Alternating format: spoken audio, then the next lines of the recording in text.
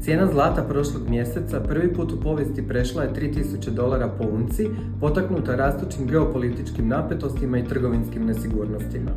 Od početka godine cijena zlata je porasla 14%, odražavajući sve veću potražnju za sigurnim investicijama uslijed pesimističkih prognoza za američko i svjetsko gospodarstvo.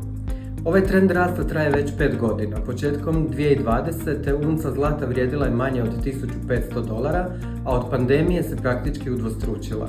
Samo u proteklih 12 mjeseci zlato je ostvarilo rast od oko 40%. Dugoročno gledano, zlato neprestano jača. U posljednjih 20 godina njegova vrijednost porasla je čak 700%. Rekordi su dosegnuti i u globalnoj potražnji.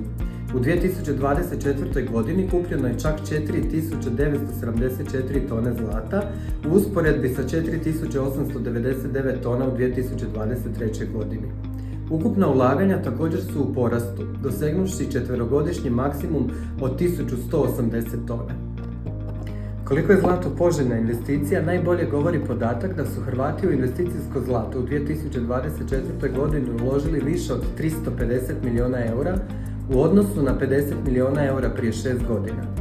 Investicijsko zlato dokazano je kao sigurna i likvidna investicija koja štiti imovinu od ekonomskih i geopolitičkih nestabilnosti.